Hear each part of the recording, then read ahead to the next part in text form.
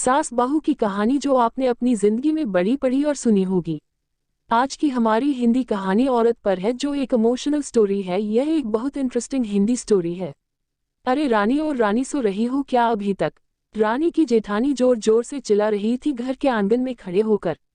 रानी यानी मैं। तभी मैं भागती हुई अपने कमरे से निकली और बोली, दीदी आ गई मैं। जेठानी बोली, रानी तुम्हारा नाम रानी है, तुम रानी नहीं हो। मैंने तुम्हें रात में ही समझाया था कि सुबह को जल्दी उठ जाना तुम्हारी मुंह दिखाई की रस्म है। मैंने बोला कि दीदी रात को नींद ही नहीं आई, जगह नहीं है, और मन में थोड़ा डर था कि सुबह आंख नहीं खुली तो। रजनी दीदी हंसती हुई बोली, रानी मेरी प्यारी देवरानी, जल्दी से घूंघट कर लो, अगर माँ जी आ गई तो हंगामा हो जाएगा। मैंने घूंघट किया ही था तभी माँ जी वहां आ गई और कड़कड़ाती आवाज में बोली, चलो अब क्या यही गपशप मारती रहोगी तुम दोनों। हमने चलना शुरू ही किया था तभी माँ जी ने रजनी दीदी के कंधे पर हाथ रखा और बोली, पता है ना कहाँ से जाना है और कैसे जाना है? माँ जी ने बोला कि जब भी कोई बड़ा तुम्हारे सामने खड़ा हो तो हमेशा घूंघट में रहना और कम से कम अपने बड़ों के सामने आना, और बिना घूंघट की तो कभी नहीं। रजनी दीदी कुछ बोली ही नहीं, बस अपना सर हिलाकर हाँ बोल दिया। मैंने भी बस अपना सर हाँ में हिलाया।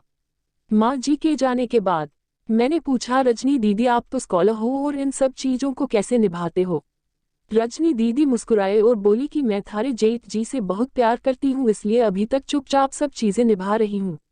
मैं कुछ नहीं बोली और चुपचाप रजनी दीदी के साथ घर के बाहर वाले कमरे में जाकर बैठ गई। वहां पर एक पड़ोस की आंटी जी बैठी थी। वो बोली कि यह कैसे बहू आई है, ससुर जी सामने खड़े हैं और ये यहाँ बैठी है। मुझे कुछ समझ ही नहीं आया, मतलब।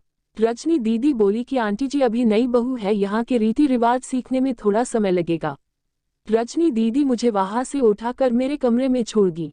6 महीने यूं ही छोटी छोटी चीजों में बीत गए। फिर एक दिन मैं राहुल के साथ साड़ी लेने गई। राहुल का फोन आया और वो दुकान से बाहर बात करने चला गया।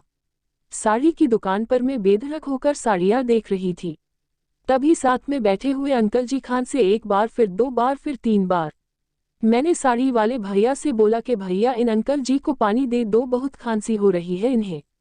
अंकल जी भड़क उठे और बोले, क्या बदतमीज लड़की है ये, कुछ शर्म लिहाज है या नहीं इसे? दुकान पर हंगामा देख राहुल बाहर से भागकर अंदर आया और अंदर आते ही अंकल जी के पर छू कर बोले, मामा जी आप यहाँ। मैं घबरा के दुकान से बाहर निकाल आई, एक लंबा घुघुंट करके गाड़ी में बैठ गई। राहुल बाहर आया और गाड़ी में बैठकर गाड़ी बहुत तेज चलाने लगा।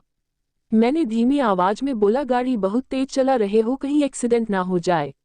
हम घर पहुंचे ही थे तभी माँ जी जोर जोर से चिल्लाते हुए बाहर आई, देखो आ गई ये रानी साहिबा, खानदान की इज्जत मिट्टी में मिलाकर। तभी रजनी दीदी आई और बोली, माँ जी मेरे शादी को 6 साल हो गए हैं, मैं अभी तक मामा जी को नहीं जानती, ये कैसे जानेगी? माँ जी जोर से चिल्लाई, देखो कैसे चपर चपर जवान चल रही है इस रजनी की कभी। राहुल सबकी बात काटते हुए बोले कि माँ ये दोनों सही बोल रही है, अगर ये हमेशा घूंघट करके रहती है तो ये मामा जी को कैसे पहचानेगी? और माँ आज मामा जी के फोन पर तुमने पूरे घर की शांति को भंग कर दिया है। ये वो ही समाज है जिसने सीता मैया पर भी उंगली उठाई थी। पिताजी और जेठ जी ने भी अपना पक्ष राहुल के साथ ही रखा। माँ जी थोड़ी देर सोचने के बाद वापस रजनी दीदी और मेरे पास आई और बोली कि तुम दोनों को अपनी मर्यादा पता है, मुझे उम्मीद है कि तुम कभी भी मेरा सिर शर्म से नीचे नहीं झुकने दोगी। हम एक ही परिवार के सदस्य हैं, हमें हमेशा साथ रहना है, अच्छा वक्त हो या बुरा वक्त, हर सदस्य को अपनी मर्यादा पता है। माँ जी ने मुझे और रजनी दीदी को गले लगा लिया। हमें पूरी उम्मीद है कि आपको हमारी आज की हिंदी कहानी घूंघट घूंघाट पसंद आएगी। आपको यह शॉर्ट हिंदी स्टोरी कैसे लगी हमें कमेंट करके ज़रूर बताएं। अगर आपको यह कहानी अच्छी लगी हो तो आप इस कहानी को शेयर जरूर करें, और ऐसी जादू की कहानियाँ, इंस्पिरेशनल स्टोरी, हिंदी कविता इत्यादि पढ़ना चाहते हैं तो हमें फॉलो जरूर कीजिए। धन्यवाद।